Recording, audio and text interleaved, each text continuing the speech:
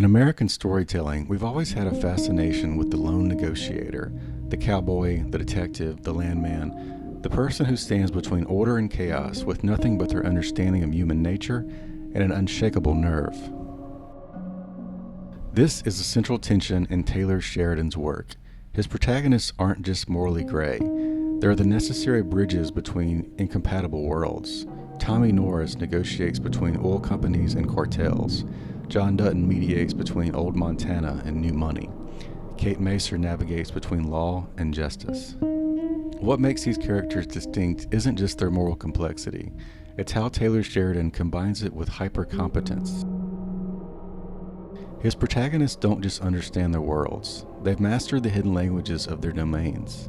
Tommy Norris can read a mineral rights contract like a soldier reads terrain. John Dutton understands cattle like Alejandro understands cartel psychology.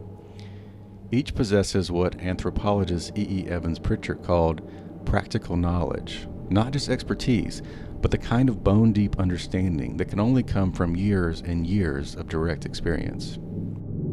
This expertise isn't just technical, it's cultural and psychological. Watch how Tommy navigates between oil companies and cartels, understanding exactly how much pressure each side can take. Notice how John Dutton shifts his language and posture between ranch hands and politicians. See how Cory Lambert reads not just tracks in the snow, but the human stories behind them. These aren't just skills that can be taught in a classroom. They're forms of knowledge that require total immersion in a way of life. So if you fill your lungs up with that cold air when you're running, you can freeze them up. Your lungs fill up with blood. You start coughing it up. So wherever she came from, she ran all the way here. But what makes their expertise truly tragic is that they're masters of dying arts. Tommy understands an oil industry that's fading. John Dutton preserves ranching traditions that are vanishing. Mike McCluskey maintains a prison peace that grows more fragile by the day. They're not just experts, they're the last generation of experts, watching as algorithms and automations and corporate efficiencies render their hard-won wisdom obsolete.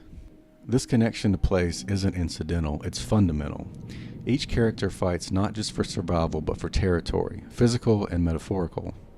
Tommy's oil patches, John's ranch, Toby's family land, these aren't just properties, they're kingdoms under siege. What makes these characters truly tragic isn't their capacity for violence, it's their crystal clear understanding of their own obsolescence. I need you to sign this piece of paper. It basically says that everything we did was done by the book.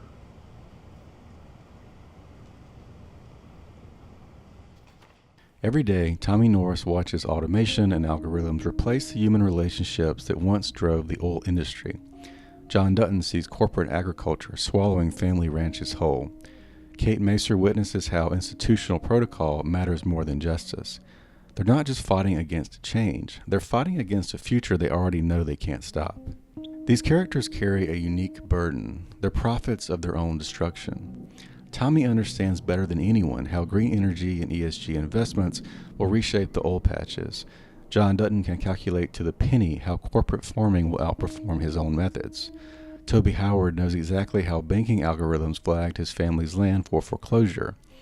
Their expertise doesn't just give them power, it forces them to witness their own inevitable defeat. But what makes them heroes isn't that they fight anyway, it's why they fight.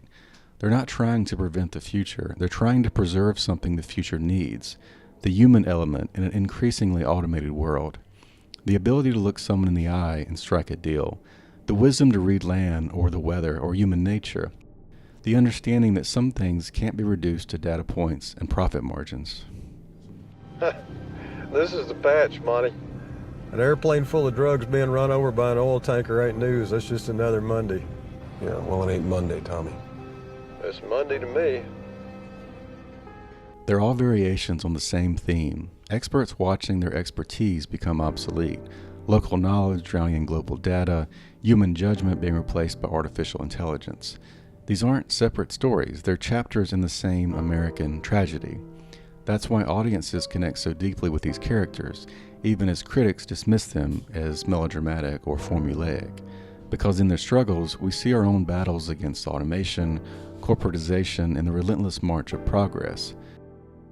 They're not the heroes America wants, not anymore anyway, but they're the heroes America created, the last guardians of a world that's vanishing, one algorithm at a time, belonging to neither the past or future, but understanding both, the ones who carry the weight of generations in calloused hands.